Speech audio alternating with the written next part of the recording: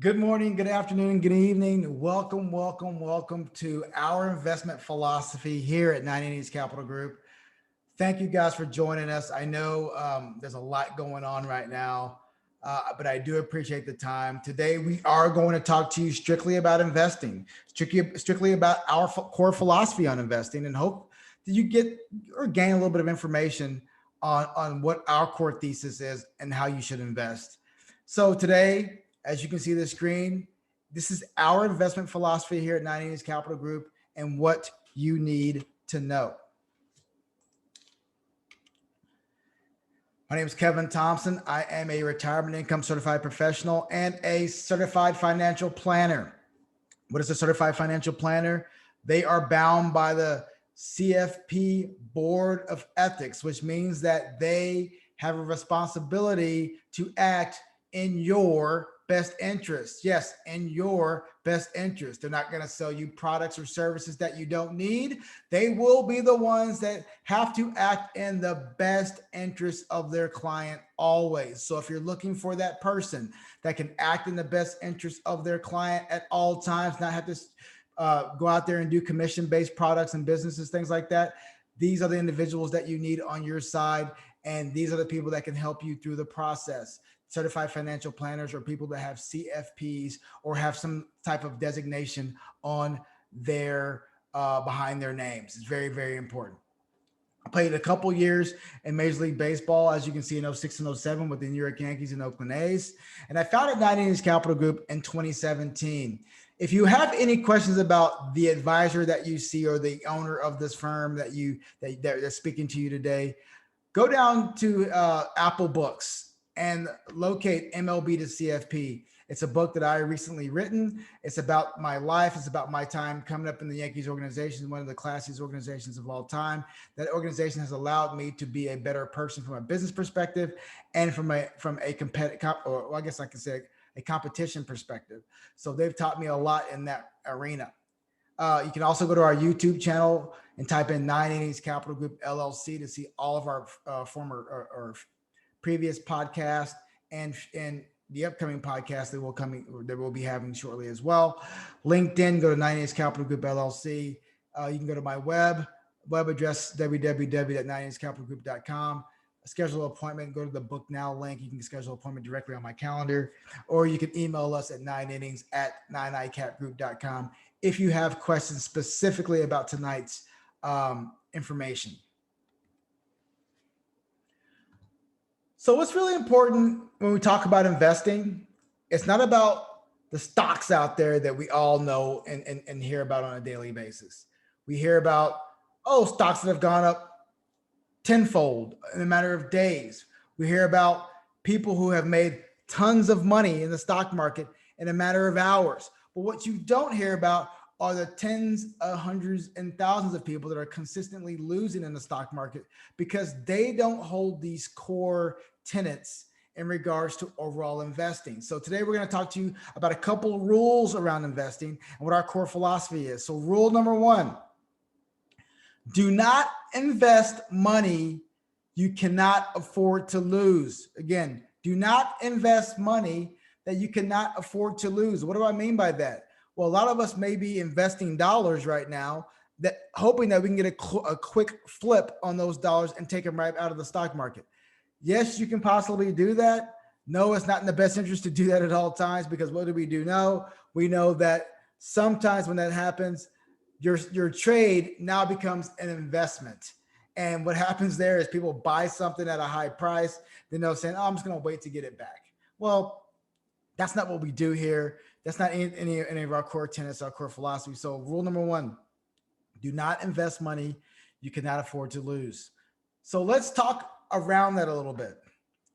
When we look at what we're looking at now, what do you see? We see an overall balance sheet. We see a balance sheet that is designed in a particular manner. We've all gone to those classes, whether you have a finance class in college, or maybe some kind of a finance class in high school.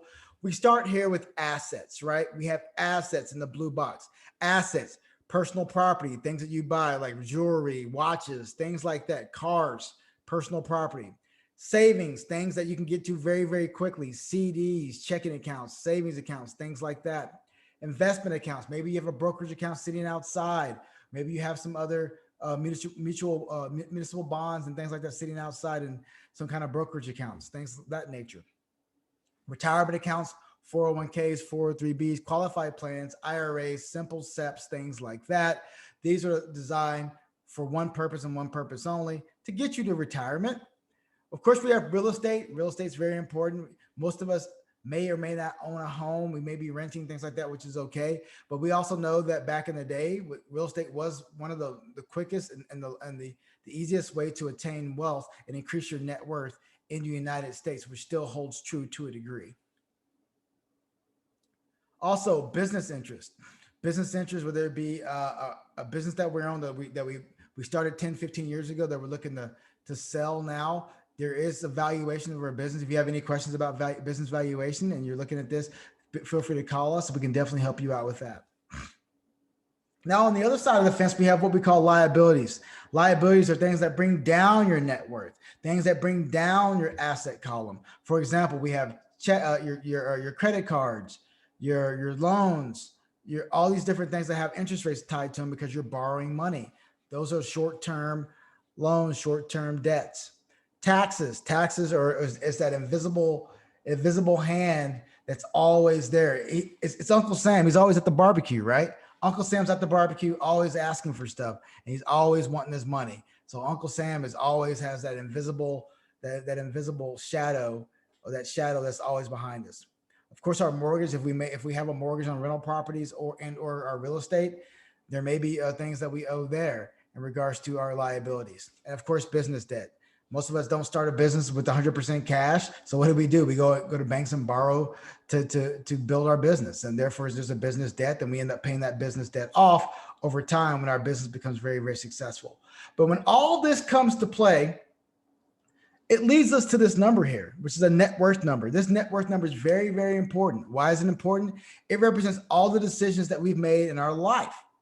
The good decisions, the bad decisions, and the not so whatever decisions, right? It represents every dollar spent in our life, every dollar that we've achieved in our life, and it's tied up in this net worth number. So that net worth number is very, very important to a lot of people because that net worth number has a value there. Some people want to be $1 million of net worth and makes you a millionaire. Others just want to have a nice, comfortable net worth figure there that makes them feel very, very comfortable. So if we go back to the core tenet of what I just mentioned, don't invest money you cannot afford to lose. We're talking about this, building a strong balance sheet. Before we even talk about investing, we have to talk about building a strong balance sheet because it's important that we start in this line here. This is by far one of the most important lines on your balance sheet, right? Why? Well, it's not as important as this number down here, which is your income number, but it is as important when we're talking about just an assets column. In my humble opinion, it's probably one of the most important things that are not talked about because everybody wants to talk about how much return you're getting in your investments or your assets, but they're not talking about how much safety do you have in your assets. And that savings number, you hear pundits talk about 3 months of income, 6 months of income, 9 months of income. I will tell you this, after this current environment, after COVID-19, you're going to want to have 9 months to a year's worth of assets sitting in this bucket here. Why is that? Because that protects you from the what ifs. That protects you from the job loss. That protects you from a slowing economy. That protects you from every aspect of harm that is out there. Even though you're not getting a huge rate of return, that is where you have safety. So it's very important to have more money in that savings bucket. And it's held true because during this pandemic, a lot of people have paid down debt and increased their savings. Now, when times get good again and there's roaring 20s, there's probably going to be less savings and more investing and things like that. But right now, savings is king. So when we talk about don't invest money you can't afford to lose, it's important to have money sitting in savings to cover the what ifs. That's going to allow us to do what? Go into this world to where we can start making sound decisions in investments in retirement. Let me say that again. go into the world where we can start making sound decisions on investments in retirement. If we don't have enough money sitting in savings, what do? Where's the first place we go if we have money sitting in retirement and our investment accounts and have very little sitting in savings? We go to our retirement accounts, we go to our 401ks, we take loans against them to go and fix the problem. That's why it's very important before you even think about retirement, before you even consider retirement or investing, you start here and then you work your way down. Because retirement for most of us is 20, 30, 40 years away. Why are we worried about something 40 years in the future if we can't take care of today? Take care of you today to have a better future. Man, that sounded great. It needs to be a song. So with that being said, we start there from a savings perspective.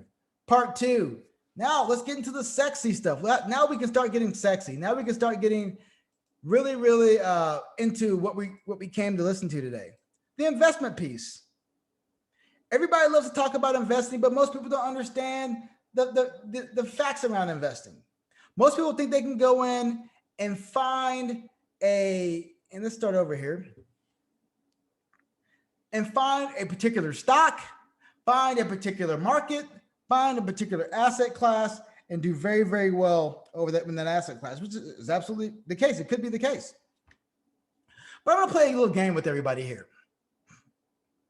Say I gave you $100,000 today, and I said you're starting in year 2000, and we're gonna invest over a 10-year period. I want you to pick out of all these different asset classes. It would be U.S. Treasuries, bonds, stocks, small stocks, large value, what have you. You see those numbers here. You see those asset classes here.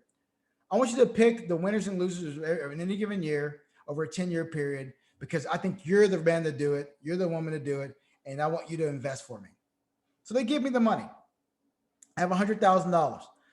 So I'm going to say, well, in 2000, I know there was a hiccup there. There was probably a tech bubble. I'm going to go into more conservative strategy. I'm going to go into long-term bonds. Well, as you can see here, I did 21% that year, but I didn't do the best. U.S. small value did best. Okay, interesting. Well, so my mind thought is going to be this. Well, you know what? If U.S. small value did that, I'm going to chase some returns. I think they're going to do better this year as well. I'm going to go there. Well, great. I won one. I was U.S. small value. And by the way, I don't know what the winners and losers are in any given year. I'm just kind of guessing. So in 2002, what happened? We were coming out of a recession. Right? We were coming out of the tech bubble. And where would you go? Well, if you know that the United States is coming out of a tech bubble, let's international has been down a couple of years. Let's go to international large cap. Nope. Didn't do well there. I got it wrong on that part. US bonds did well. Okay. That's fine. Well, you know, the US bonds have done well, pretty well the last couple. I'm going to try to go there again. Ah, dang it. I missed. Oh, my international value. Let's go over there. Okay. What did well that year? What did the best that year? Okay. Did it? You know what? I'm going to double down. I'm going to try to do it again. Whoa. Got it right. You know what? I feel good about it again. Let's double down. Oh, did it again. Man, I feel great about it. It's got to work again. No. Okay. I'm out of that sector. Let's just go to U.S. large cap. Ah, dang it! I forgot 2008. Oh, 2008 was the recession. Okay, you know what? Let's go back to bonds. Nope. Ah, dang it. So here's the deal. Even with history by my side, I can't tell you what's going to win any given year, because look at it here. I know what history did. I had $100,000. And I turned your $100,000 from 2000 to 2009 to 146,000, which again is better than the S&P. The S&P did 0%. So you guys would be slapping me. Kevin, you did great, man. Thank you so much, man. You made me some money during the quote unquote 10 years, the 10 years of no returns. But if you only knew that the best result would have been 1.3 million. If you could have picked the best market any given year, that 100,000 could have been 1.3. You probably would have fired me. But the reality is you'd be happy with those returns, because If you would have just put the money in large cap stocks, you'd be down. US small cap, you'd be all right. You'd be a little bit better. International value did very well. Bonds, you did pretty good. Think about that. If you just put the money in bonds from 2000 to 2009, you'd have doubled your money. No one thinks that way. Now, again, will it happen that way again the next 10 years? Probably not. But it's important to understand this fact pattern here is that we cannot pick winners. So it's important to understand why we believe in what we're talking about in regards to asset allocation. So I'm going to kind of back up on this and kind of walk you through why we don't pick winners. Because if investor knew with certainty which asset or asset class would be a best performer, diversification and asset allocation wouldn't be necessary. So since markets have act in a random fashion, diversification can help to reduce uncertainty. How you choose to diversify or allocate your assets will have a substantial effect on your returns received, as was just proven. The cornerstone of your asset allocation involves understanding both standard deviation and how assets move together. And lastly, assets that behave in a dissimilar manner may have the greatest diversification benefits and the greatest impact of overall volatility. So we're going to show you an example.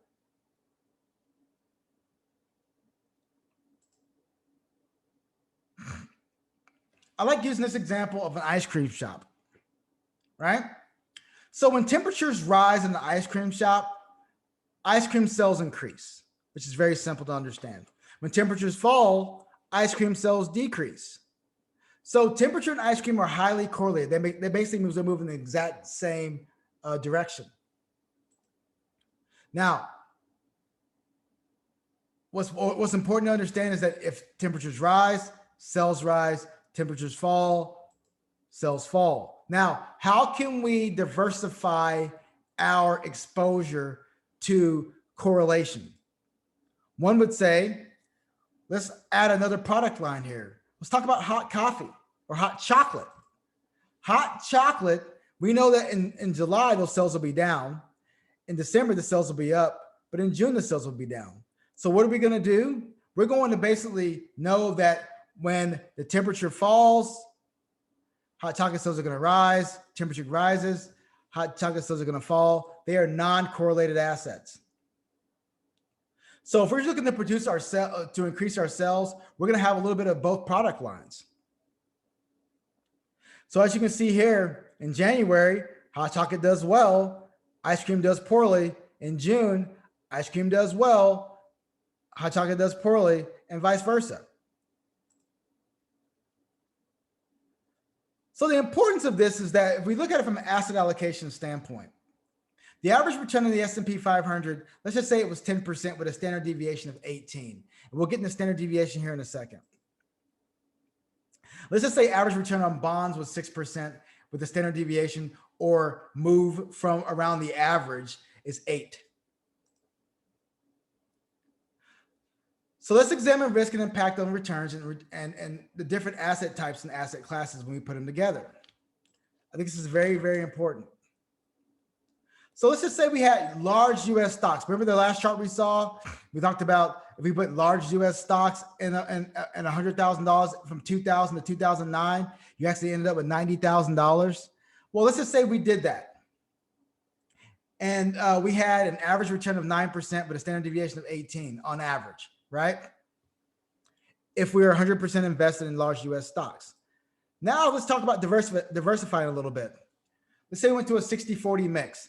Now we have a 60-40 portfolio with an average return of 8% with a standard deviation of 10. So we almost cut our standard deviation in half and we only reduced our average return by 1%. Now look at this.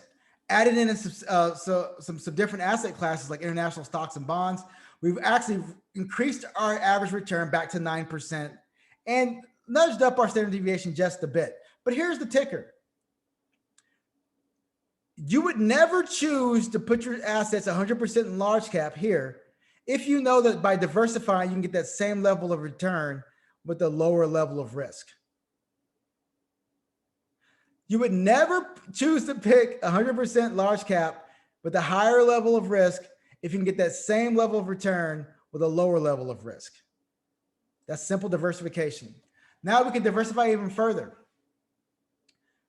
If we put small caps in there, now we have a 10% average annual return with a 13% standard deviation. So what we're saying is the benefits of bringing in diversification, the benefits of owning a little bit of all the different asset classes allows us to do what? In some years, international small cap stocks are going to win. Sorry, international small cap stocks are going to win. In some years, international stocks are going to win. In some years, small cap US stocks are going to win, and vice versa. All these different stocks are going to win in any given year, but we don't know which one's going to be the winner. So we want to diversify in all these different asset classes and smooth out our returns as this shows here.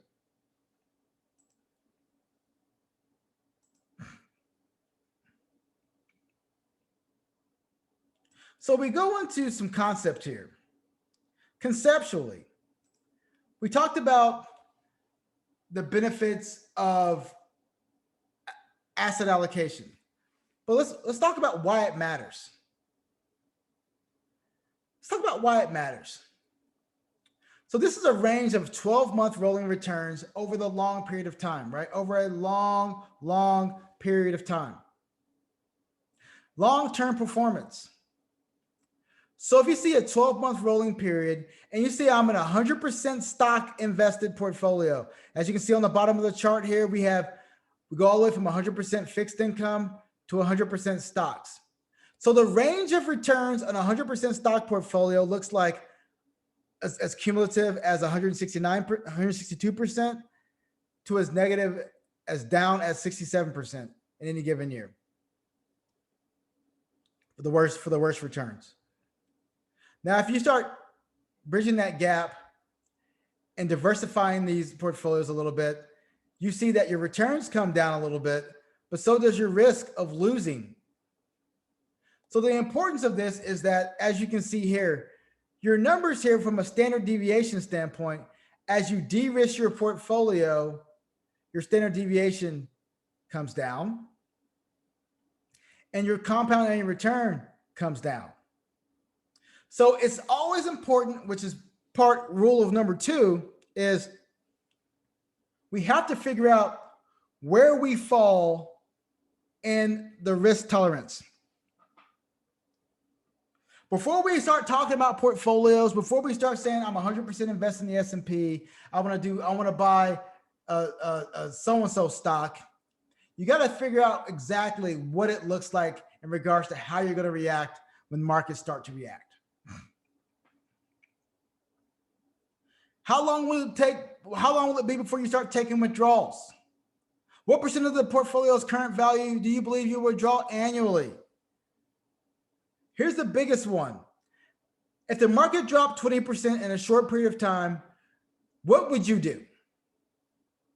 These are very important questions to understand what your risk tolerance will actually be.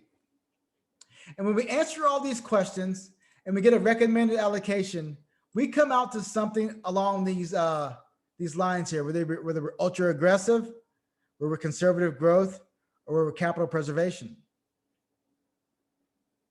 We will fall into one of these buckets here. And one of these buckets will allow us to help us make a decision on your behalf on how we invest you based on your risk profile, not on someone else's. So it's important to understand risk tolerance, and it's important to understand standard deviation. This is a mathematical term. I don't want to get too geeky on you guys, but think about standard deviation as this. I'm not going to go through all this, but it's basically if the average return is, say, 10%, standard deviation represents how far above that 10% and how far below that 10% your range of returns will be. So here's an example. Let's just say the average rate of return, like I mentioned, is 10%, and your standard deviation is 18. When investing, risk is a math problem. Risk is not a feeling. So your expected rate of return is, say, it's 10%. So let's go here. So if our expected rate of return is 10%, we have 10% here, and our standard deviation is 18. That means on the upper end, we should expect 28% on the upside. And on the worst case scenario, we should expect negative 8% on the downside. That's what standard deviation represents. This happens, if you look from a math perspective, 68% of the time in a standard deviation 1 environment. One standard deviation from the mean represents 68% of returns. Okay. Now, if we talk about 2 standard deviations from the mean, as you can see here, now we have 28% plus the 18%. So we can get 46% on the upside, 26% on the downside, which represents 95% of the time our range of returns are going to fall between 46 and negative 26. And if we go to a standard 3 deviation environment or standard 3 deviation, we have 46% plus the 18%, 64% on the upside, negative 44% on the downside. That's that environment. And those returns encompass 99% of returns that are acceptable in our standard deviation 3 environment. So it's important to understand that these are the ranges of returns around the mean, around the average. So when we display these graphically, you can understand that the first deviation, 28 to negative 8, from the last deviation, 64 to negative 44.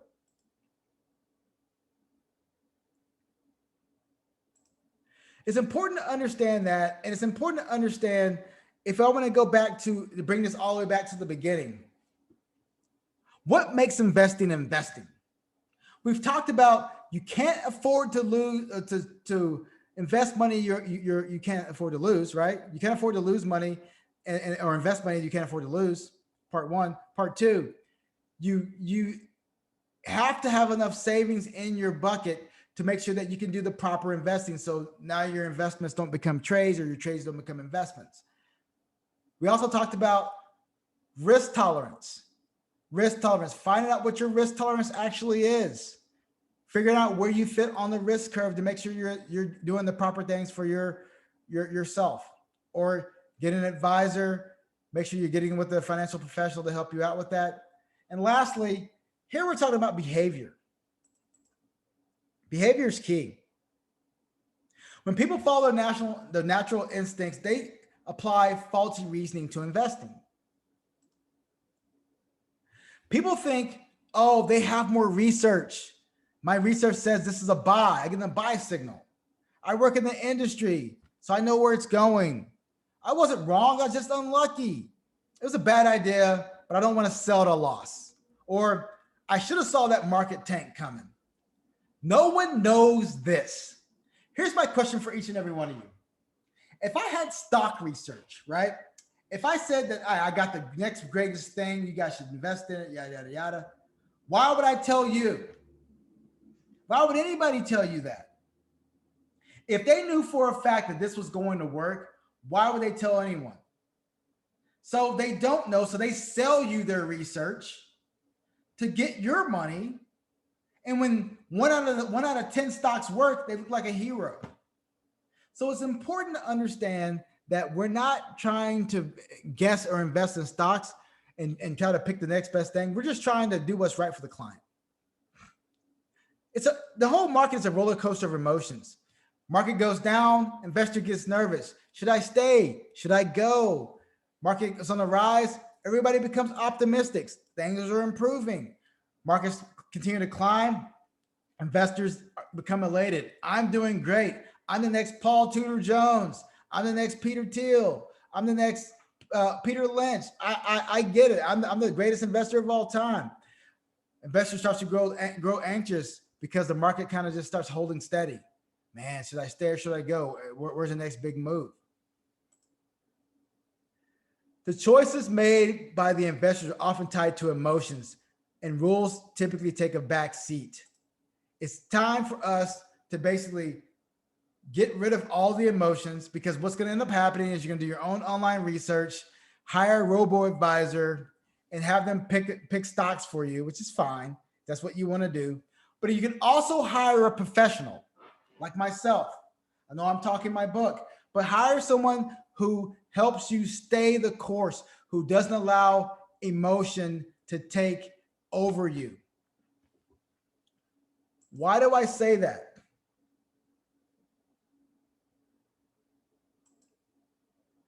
Why do I say it's important to not have emotion take over you as the client? Well, because it is a fact that the average investor has done 2.3%, it's a Dalbar study, 2.3% on average from, I think it was 1997 to 2016.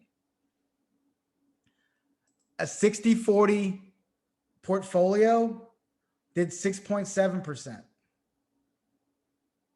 So what is that telling you? Let me go ahead and try to find that for you real quick.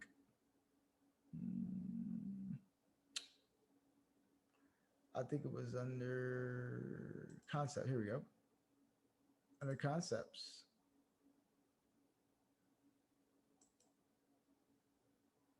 Oh.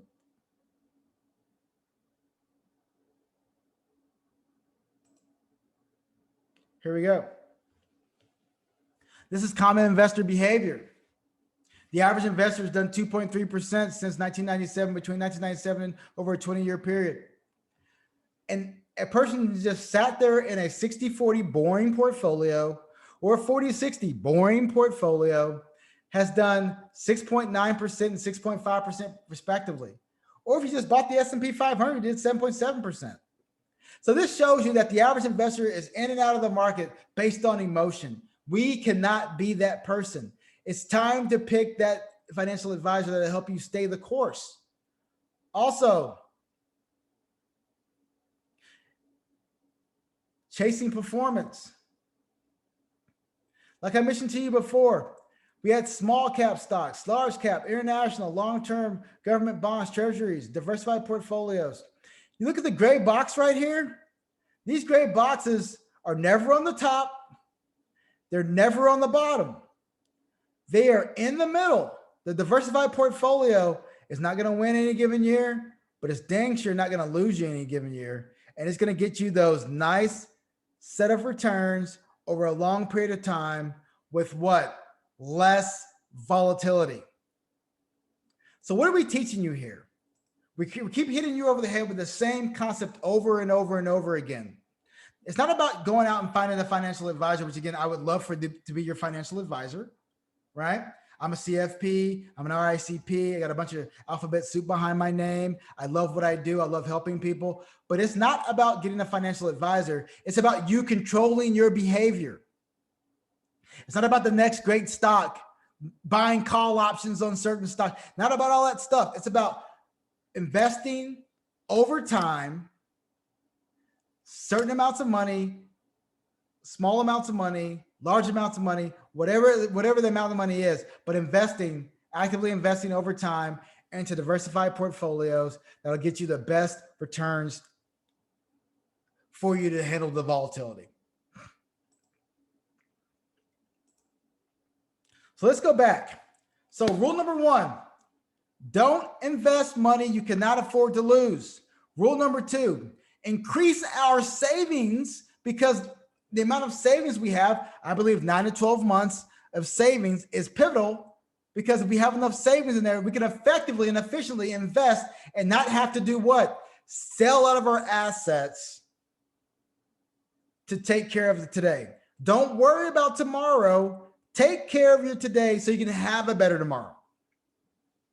3, investing. Don't look at investing, rule number 3, don't look at investing like a silo. Investing is not, oh, I got my retirement account or my investment account. Your portfolio, your balance sheet right here, what you're looking at is your portfolio. The entirety of your balance sheet, your savings, investments, real estate, retirement, that's all together. Your business interest, rental properties, that's all tied together. Don't silo it off. My question to you, if you have several $100,000 sitting in your savings account and you have a lot of liquidity, you're not an aggressive investor. Because let's just say hypothetically you have 80% of your assets sitting in savings and you have a stock in your retirement account. You're a conservative investor. You may feel aggressive because you got that one stock in your retirement account, but you're a conservative investor because all of your assets are tied up into liquidity. So if you take some of that savings and diversify it, now we can start being more actively diversified across all different asset classes to get you the returns that you need. So don't think of your portfolio just in a silo. Think about it as a overall balance sheet. Rule number 4. This is the most important rule. Hire someone you trust. Now, we talked about Kevin Thompson, right? We talked about hiring a CFP professional. I am 100% on board. You need to hire a certified financial planner. A certified financial planner, hands down, is what you need to hire, and talk to them about their fees. Are you a fee-only planner? Are you a fee-based planner? Are you a commission-based planner? Here at 90s Capital Group, I am a fee-based planner, which means that I charge consulting fees. I charge planning fees. And yes, if there's things that we do for you in regards to, because I charge a fee for assets under management. And if you want to use us to actually go out and do things that are on a commissionable products, we can place those for you as well. We don't have to, but we definitely can if you choose us to place those products through us. We'll do that for you. So it's very important to make sure that you hire a professional. And if you don't hire a professional, at least listen to this webinar and get some insight on some of the core components and some of the core philosophy on what we're talking about here.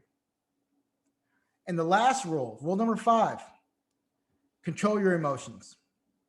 Controlling your emotions in the market is absolutely key. Don't let the good take you too high. Don't let the bad take you too low. Remain on an even keel, which will allow you to get those returns that you so much desire. And of course, maintain your investments, and don't ever allow the talking heads on TV to push you out of stocks or push you out of the market. Guys, my name is Kevin Thompson. Thank you guys for joining us tonight. I appreciate the talk, appreciate the time. We'll have more of these upcoming. We'll get a little bit more of a deeper dive on investing on the next talk. But thank you guys for joining us and listening to the 9 innings WebEx on investing and our philosophy. We appreciate the time. Go to my website, www.9inningscapitalgroup.com to schedule an appointment, and stay safe out there, and God bless.